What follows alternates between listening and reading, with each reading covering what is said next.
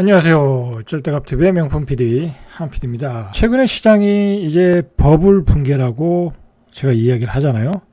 자, 그러나 이제 이 시장은 조정이다라고 이야기하는 상승론자들도 있어요. 그분들은 자신의 철학이 아주 뚜렷하신 분들이에요. 그런 것 같아요. 남들은 다 폭락이라고 그러는데 혼자 조정이다. 끝까지 조정이다. 라고 그리고 곧 우상향한다. 라고 얘기하는 거 보면 자신의 철학이 뚜렷한 것 같아요.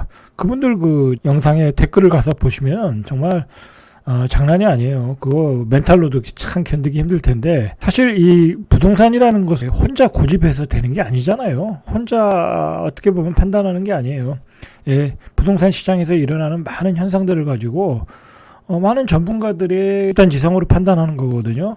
근데 뭐 혼자 개통 철학 가지고 조정이다, 곧 우상향한다, 그런 얘기, 그런 시나리오를 가지고 이제 기대하고 이제 곧 반등한다라는 거잖아요. 제가 이제 최근에 누누이 강조하는 게 있어요. 가치에 회귀한다. 가치. 너무 거품이 끼면 그 거품은 거치는 거예요. 너무 많은 버블이 꼈으면 버블은 붕괴되고 또다시 가치에 회귀해야 되는 거예요. 회귀가 되는 거예요. 그 가치에 회귀가 되는 어떤 계기라는 것은 결국은 너무 많은 가격이 꼈고 너무 많이 풀린 돈이 걷어들일 때, 금리가 떨어질 때, 그리고 정부가 주택을 공급할 때 가격은 떨어지고 조정을 받고 큰 폭으로 조정을 받는 거예요.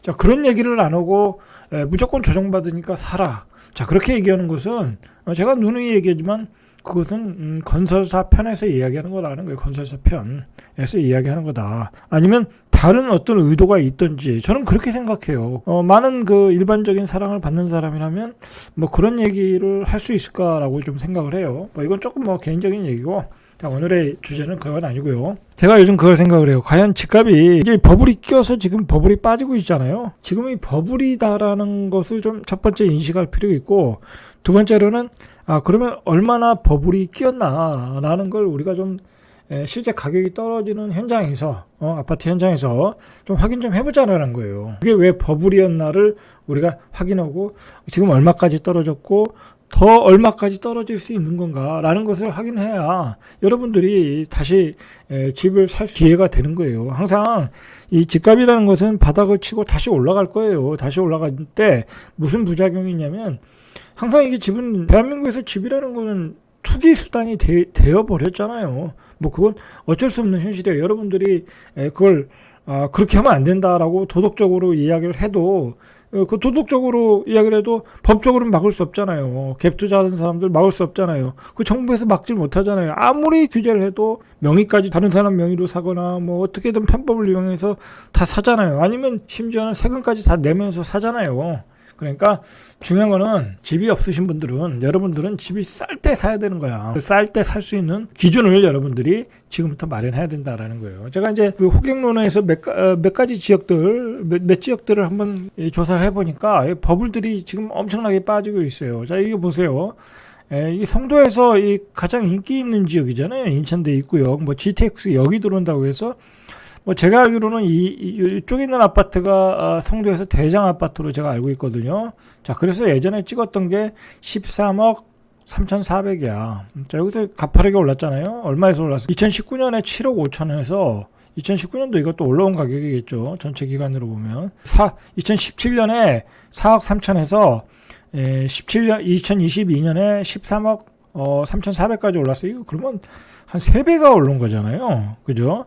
뭐 가격도 엄청나게 올랐어요. 그러나 자 보세요. 이게 전세가 어떻게 됐나. 밑에 그 녹색이 전세선이냐. 전세는 안 올랐잖아요. 전세가 안 올랐다는 건 뭐냐면 전세 수요는 비슷했다라는 거예요. 수요가 늘어나지도 않고 줄지도 않고 더 높은 가격을 형성되지 않았다라는 얘기예요. 2018년에 전세가 3억 1,500, 지금 2022년, 그러니까 지금 몇 년이에요? 4년 뒤에 3억 5천, 그러니까 4천 정도 올랐잖아요. 자, 그러니까 전세는 안 올랐는데 매매 가격만 올랐다는 거예요. 그러니까 어떤 실수요의 가치는 안 올랐는데 유동성에 의해서 또는 뭐 투기꾼들에 의해서 갭 투자들에 의해서 어떤 순간적으로 슈팅이 나왔다라는 거야. 몇 개 안 찍는다라는 거, 몇 개 안 찍는다. 자, 여기 13억 7천 찍은 거는 12억 이상 찍은 것도 4개밖에 안 돼요. 11억까지 포함하면 6개밖에 안 돼. 그 6개가 가격을 거의 더블로 만들어 놓은 거예요. 따블로 만들어 놓은 거예요. 자, 그러니까 거기서 거품이 생겼다라는 거야. 제가 얘기하고 싶은 거는 전세 가격은 그대로인데, 이 전세 가격은 항상 이 아파트의 가치예요. 실제 가치.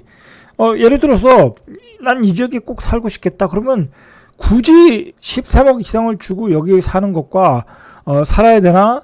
또 전세 3억 5천을 주고 살아야 되나? 고민을 할 수 있잖아요. 실수요자 입장에서. 그러면 13억을 주고 사면은 내가 융자를 7억을 주고 받아야 돼. 7억을 주고 사야 돼. 융자를 7억을 받아서 그걸 이자를 내고 살아야 돼. 그러나 3억 5천이면 내가 1억 정도만 융자 받으면 살 수 있어. 그러면 3억 5천에 살면 되잖아요.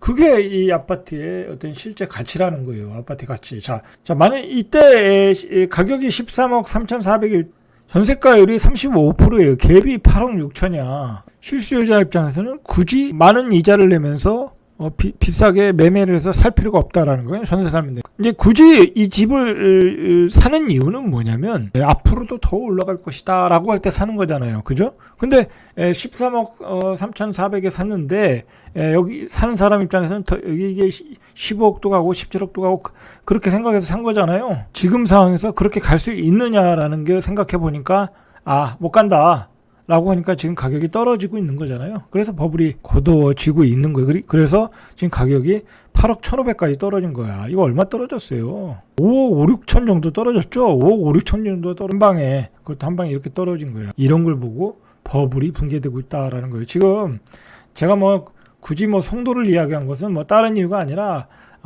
다른 지역도 다 똑같다라는 거야. 지금 송도가 다른 지역보다 좀 심할 뿐이지 다른 지역도 똑같다라는 거예요. 여기도 한번 보세요. 아파트 옆에도 보시면, 밑에 있는 아파트도 보시면 2021년도에 최고가가 11억 5,400이야. 자, 11억 9천, 거의 12억을 찍었는데 지금 6억 9,500. 그러면 이건 버블이 붕괴된 거잖아요. 그죠? 버블이 붕괴된 거야. 그러면 전세가를 보시라고요. 전세가가 3억 2천이야. 여러분 같으면 12억에 매매해서 이 아파트를 사시겠어요? 그냥 전세 3억 2천에 사시겠어요? 당연히 전세 3억 2천에 살아도 되죠. 전세 살면 세금도 안 내, 의료보험도 줄어들어, 혜택이 많잖아요. 자, 지금도 보세요. 지금도 가격이 6억 9,500인데 전세가율이 50%도 안 돼. 그럼 이것도 고민스러운 거야, 사실. 전세 사는 입장에서는 3억 2,500에 살까? 3억 5천 정도에 전세 살까? 6억 9천에 살까? 자, 6억 9천에 살면 3억 정도 융자를 받아야 돼. 자, 그렇게 되면 또 고민이 돼. 근데 이게 만약에 이제, 이게 앞으로 가격이 올라갈 거야. 이쪽에 공급은 모자르고 일자리는 많이 들어와. 자, 그렇게 해서 어떤 가격 상승의 여력이 있고, 그 다음에 이제 앞으로도 또 그런 움직임이 들어올 때 올라가는 거지, 여기서 올라갈 수는 없는 거라는 거죠. 지금 상황에서는 여기서는 올라갈 수가 없는 상황이다. 자, 그렇게 보시면 될 것 같아요. 자, 송도 쪽 몇 군데만 더 보시죠. 한두 군데만 더 보시죠. 송도 에디볼에 푸르죠. 10억 7천이에요. 10억 7천. 최고가가 한 7억 2천이니까 한 3억 5천 정도 떨어졌네요. 자, 그러면 여기 전세가도 보시면 되죠. 전세가율도 7억 6천인데도 51%밖에 안 돼. 그러니까 이게 10억 7천 찍을 때는 어마어마하게 거품이 꼈다라는 거야. 자, 근데 지금도 전세가율이 47%야. 그러니까 앞으로도 공급이 계속 전세 가격이 안 오르고 이 정도 상태가 된다고 하면 굳이 매매할 필요가 없겠죠. 그냥 전세 살면 되니까. 여기서 전세 살다가 새 아파트 분양을 받든지 그렇게 하면 되겠죠. 어떤 다른 동기가 자꾸 들어와야지 가격이 올라갈 거 아니에요. 분양가가 올라간다든지 일자리가 늘어난다든지 수요가 늘어난다든지 교통이 좋아진다든지 그런 종합적인 변화가 있어야 가격이 올라간다라는 거예요. 올라가는데 그런 변화는 아직 없잖아요. 그죠? 그러니까 이게 이렇게 가격이 가치에 수렴하고 있는 거예요. 지금 버블이 거치는 구간이고, 지금은 현재는 버블이 일단은 가격이 레벨 다운하면서 버블이 거치고, 그 다음에 전세가와 매매가의 어떤 균형점을 찾고 있는 것 같아요. 전체적으로 시장이. 자, 그런 기간이 꽤 걸린다라고 보시면 돼요. 이게 단기간에 해결될 문제가 아니야. 그래서 일부 전문가들은 폭락론을 주장하시는 분들은 5년까지 이야기하는데 그게 몇 년이 걸릴지는 저도 모르겠어요. 그러나 이 전세가와 매매가의 어떤 균형점 변수들이 작용을 하면서 평균 가격을 어떤 가격의 균형점을 잡을 거란 말이에요. 근데 지금 문제가 뭐냐면 윤석열 정부가 계속해서 공급을 밀어붙이고 있잖아요. 윤석열 정부의 그 부동산 정책은 굉장히 잘하고 있어요. 잘하고 있는데 일단 투 트랙으로 가잖아요. 투 트랙이 뭐냐면 원 트랙은 시장의 그 컴팩트 시티 개념으로 해서 역세권을 만들고 거기에 GTX가 들어서고 무슨 지하철 연장 노선을 넣어서 거기에 대규모 신도시를 만드는 거야.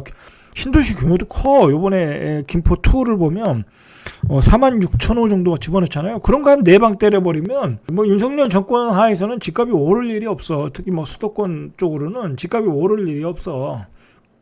그렇게 보셔야 돼. 그리고 그 다음에 이제 두 번째로는 규제 완화잖아요. 그렇게 투 트랙으로 간단 말이야. 이 규제 완화라는 건 뭐냐면 구축의 시장을 활성화시키는 거야. 그러니까 신축에서 계속 공급을 하고 구축에서 시장을 활성화해서 유통을 시켜주면 집값은 안정될 수밖에 없어요. 유통시장에서 물량이 잘 순환만 되면 이거는 집값이 안정될 수밖에 없다니까. 전세값이 급등하지 않는다고 하면 이 전세 가격이 급등할 일이 별로 없는 게 지금과 같은 상태의 금리가 계속이 된다고 하면 금리가 좀 올라왔잖아요. 오른 상태에서 고착화 되고 뭐 예전처럼 3% 2.5% 가지 않는다면 전세 가격도 올라갈 일이 없어. 그 얘기는 사람들이 무리해서 전세로 안 산다는 얘기야. 자, 그렇게 보셔야. 그러면 한번 과천 쪽으로 한번 가보시죠. 제가 이제 예를 들은 지역은 그냥 찍어서 그냥 아무거나 예를 드는 거예요. 특별히 뭐 이 도시가 뭐 거품이 더 끼고 뭐 그런 건 아니에요. 아무 지역이나 보면 다 그래. 자, 여기 한번 보세요.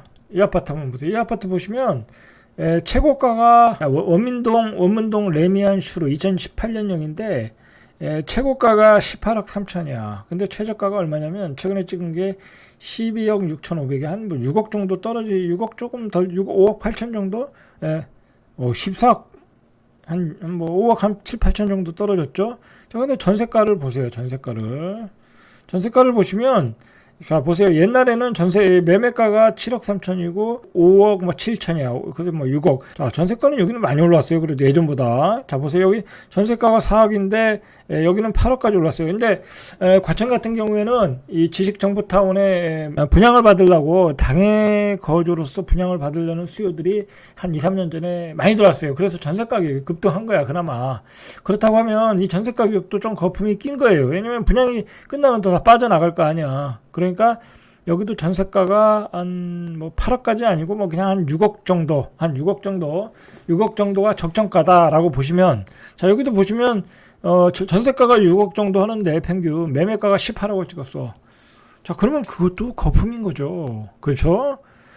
돈의 어떤 효율성이 떨어지잖아. 가성비가. 그죠? 16억, 17억을 주고 내가 여기서 이자 내고 종부세 내고 뭐 하면서 집값이 오를 것을 기대하는 것보다는 차라리 6억 5천을 주고 전세 사는 게 낫겠죠. 자, 그런데 갑자기 뛴 거는 역시 그때 시장이 급등할 때 그 영끌족들 아니면 집단 관계에서 몇 건 안 되면서 거래가 올라간 거잖아. 자, 이거 몇 건 거래가 됐습니까, 이거? 그래도 여기는 거래가 좀 몇 건 됐네. 그나마 과천이니까. 한 뭐 10건 정도는 됐잖아. 이 10건으로 이렇게 가격이 급등했는데 다시 가격이 제자리를 찾고 있다라는 거야. 자, 지금도 보면은 12억 6,500인데 전세가 한 7억 6,500. 전세 가격도 이제 서서히 떨어지겠죠. 그러면 한 6억. 전세 가격도 보면 이제 결국 평균에 회귀하는 거야. 자, 보세요. 그러면 그래도 전세가 60%예요. 현재 60%. 그나마 이제 전세 가격이 올라왔는데도 60%예요. 아직도 이 가격도 비싸다라는 거야. 저희 이 전세자 입장에서는 뭐 굳이 60%인데 매매를 해서 살고 싶은 생각은 없겠죠. 그렇죠? 그렇게 보시면 돼요. 자, 과천 프루지오 서밋. 여기도 이제 입지가 좋은 역세권 아파트인데 24평이 최고가가 17억 4천. 자, 찍었고 최근에 이제 마지막 찍은 게 14억 한 3억 4천 정도 떨어졌어요. 급락을 한 거죠. 자, 여기도 전세가율이 한참 때는 뭐 37%까지 떨어졌고 54%에서 37% 정도 전세가율이었어요. 근데 최근에 전세가 9억이네요. 자, 9억. 여기는 그러니까 이제 역세권이고 새 아파트니까 상품성이 있잖아요. 그 수요가 있는 거야. 그러다 보니까 전세가가 9억이다. 그리고 매매가는 14억이다. 그래서 64%이 정도 형성이 됐다라고 보시면 돼요. 자, 여기도 한번 보시죠. 여기도 한번 보시면 과천 센트럴 프로지오 서밋. 자, 여기도 보시면 최고가가 21억 찍고 이건 뭐 얼마예요? 15억 8천. 그러니까 한 뭐 대략 한 4억 5천 정도, 4억 한 6, 7천 정도. 자, 그 정도 한 5억 정도 떨어졌다고 봐야지. 21억 5천까지 찍었네요. 그러니까 한 뭐 5, 6천 정도, 그 정도 떨어졌어요. 그러면 이 전세가가 얼마인가 보세요. 전세가가. 자, 전세가가 10억이야, 10억. 자, 새 아파트니까 이렇게 전세가가 높은 거야. 그러니까 이 아파트는 이제 10억에 내가 전세로 살 거냐, 15억 8천에 매매를 할 것이냐, 고민을 하겠죠. 그러면서 이제 가격의 균형점을 찾아가겠죠. 자, 인도원 쪽 한번 보시죠. 인도원 쪽 한번 보시면 여기도 최고가가 12억 5천, 최저가가 7억 9천까지 떨어졌어요. 7억 9천까지 떨어졌는데 9억 2천짜리 하나 찍고 한 8억 8천. 자, 그러면 여기 보시죠. 전세가가 5억 5천. 자, 전세가는 보면 거의 비슷해요. 전세가는 변동폭이 별로 없어요. 그러니까 이 매매가만 출렁거리고 있는 거야, 지금. 그래서 지금 현재 전세가율이 한 60% 정도. 자, 이것도 이제 고민스러운 거죠. 9억 2천에 사느냐, 5억 5천에 전세 사느냐. 이제 그런 이제 고민 속에서 이 아파트의 가격이 형성이 되겠죠. 이제 가격이 올라갈 수 있는 요소들 이제 생기면은 이 전세입자들이 매매로 돌변을 하겠죠. 그러나 올라갈 수 있는 요인들이 없다고 하면 이 전세 사는 사람들이 굳이 매매로 돌변하지 않겠죠. 그리고 결국은 이 아파트가 외부에서 투자자들이 들어오려면 예를 들어서 갭 투자가 들어오는 거잖아요. 근데 갭 투자들은 이 전세가율이 80% 이하에서는 안 들어와요. 그렇잖아요. 지금 이거 전세가율이 60%라고 하면 갭이 3억 7천인데 3억 7천 두고 이거 사겠어요? 뭐 갭 투자들이 돈이 그렇게 많은 것도 아니고. 여기 인덕원 센트럴 자이 한번 보시죠. 그 다음에 25평 한번 보시죠. 25평이 9억 4천 찍고 7억 2천, 한 2억 2천 정도 떨어졌죠. 이 전세가율 한번 보시죠. 전세가율 역시 한 58%, 한 2% 빠지는 60% 정도면 7억 2천, 전세가율은 4억 2천. 이런 데는 전세가율이 그나마 높은 거예요. 높은데도 불구하고 한 60%밖에 안 된다라는 거예요. 광명역세권. 자, 광명역세권은 많이 안 떨어졌어요. 14억 5천인데 마지막 찍은 게 한 13억 3천이니까 뭐 한 1억 정도 떨어졌네요. 자, 그러면 1억 정도 떨어졌단 말이에요. 자, 그러면 이게 전세가율이 얼마인가 봐야 돼요. 전세가율이 40%야. 전세가 한 5억 4천 정도. 뭐 그 정도 가격이에요. 뭐 한참 오를 때는 전세가 6억 8천까지 갔는데 현재는 뭐 한 5억 5천에서 한 뭐 6억 사이 그 정도에 그건 전세가율이 40%야. 여러분 같으면은 이 아파트가 앞으로 더 오를 것이라고 생각하면 이걸 사는 거예요. 그죠? 사는 거예요. 이 전세가율이 이럼에도 불구하고. 그러나 뭐 굳이 뭐 내가 여기에 오래 살 것도 아니고 잠시 교통이 좋으니까 살겠다. 그러면 전세 살겠죠? 그리고 뭐 앞으로 더 오르지 않을 것이다 라고 생각하면 전세 살겠죠. 자, 그런 거예요. 가격이라는 건 실수요자들의 생각 속에서 가격이 형성되는 거예요. 그리고 이 지역이 더 좋아진다 앞으로. 자, 그러면 가격이 더 좋아진다는 건 뭐예요? 더 수요가 늘어난다는 거잖아요. 그리고 여기에 이제 5억대 실수요자들이 들어오면 이 아파트는 계속 전세 가격이 5억이야. 그러나 여기가 이제 고급 주거지가 되고 학군이 좋다든지 그러면 7억, 8억, 9억 그렇게 되는 거예요. 자, 그럼 가격이 올라가겠죠. 자, 그러나 뭐 제가 이제 광명역세권을 폄하하는 건 아니고요. 이제 예를 들어 설명하는 거예요. 자, 그러나 이 지역이 뭐 고급 주거지가 아니고 단지 교통과 상권이 좋다. 그 정도만 가지고는 전세 가격의 급등은 기대할 수는 없을 것 같아요. 제 생각에는. 왜냐하면 여기 뭐 지역 자체가 그렇게 넓진 않잖아요. 학원가가 발달되어 있는 것도 아니고 그런 점에서는 여기도 한계가 있는 것 같다라는 거예요. 이 전세가를 보면 이 아파트가 좋아지려고 하면 전체적으로 다 좋아져야 되거든요. 어떤 자연환경, 학군, 교통 다 좋아져야 되는데 그런 요소를 다 만족시킬 수 있는 지역은 아니잖아요. 여기가. 자, 다른 데 한번 보시죠. 자, 이제 이 지역이, 자, 보세요, 이게. 자, 여기가 보시면은, 여기는 매매가 가격이 별로 안 떨어졌어요. 전체적으로 보면. 자, 안 떨어지는 이유는 뭐냐면, 여기가 워낙 교통이 좋고 이렇게 요거밖에 없지 않은 이 아파트를 가지신 분들이 어떤 나름대로의 생각이 있는 거야. 그래서 매물을 안 내놓는 거야. 뭐 이만큼 교통이 편한 지역이 있겠냐라고 생각을 하는 거죠. 그러나 반대편에서 여기 이제 들어올 실수요자 입장에서는 굳이 이 전세가가 예를 들어서 여기도 전세가가 5억 5천인데 내가 여기 오래 살 것도 아니고 교통 때문에 한 3, 4년 살 거면 전세로 살지 뭐 매매로 굳이 살 필요 없다. 앞으로 더 좋아질 일은 또 없다라고 생각하면 전세로 산다는 거야. 자, 그런 점이 있는 거예요. 이런 지역의 아파트의 가격의 어떤 형성은 그런 생각으로 시각으로 보셔야 돼. 그렇게 보면 미래의 가격도 보이고 내가 여기서 추격 매수를 할지 얼마나 조정받으면 살지 이제 그 판단이 나올 수 있다라는 거야. 뭐 개인적인 판단은 저라면 안 사요. 왜냐면 여기가 전세가율이 뭐 이거 지금 37%밖에 안 되네. 37%밖에 안 되는데 이 가격 이상으로 가려고 하면 이 지역이 지금보다 더 좋아져야 되는데 여긴 지금보다 더 좋아질 일은 없잖아요. 그렇지 않습니까? 지금보다 더 좋아질 일은 없잖아요. 뭐 지역 자체가 확장성이 있는 것도 아니고 그러니까. 자, 그렇게 판단하시라는 거야. 제가 오늘 내용이 좀 길었는데 여러분들이 앞으로 집값을 판단할 때는 매매가와 전세가 그리고 전세 사는 입장에서 저거 매매를 해서 살까 할 때는 그 지역이 좋아져야 사는 거잖아요. 그럼 정말 좋아질 수 있는 그 변화의 요소가 있는 건가? 자, 그걸 판단하시고 그리고 어떤 확장성이 있는 건가? 앞으로 더 많은 호재들이 들어올 것인가? 그리고 주변에 공급 물량은 나오지 않을 것인가? 학구는 좋아질 것인가? 여러 가지를 판단해서 그 가격의 갭이 좁혀졌을 때 판단하셔가지고 매수하시면 될 것 같아요. 자, 이상 절대값TV의 명품 PD 한 PD였습니다.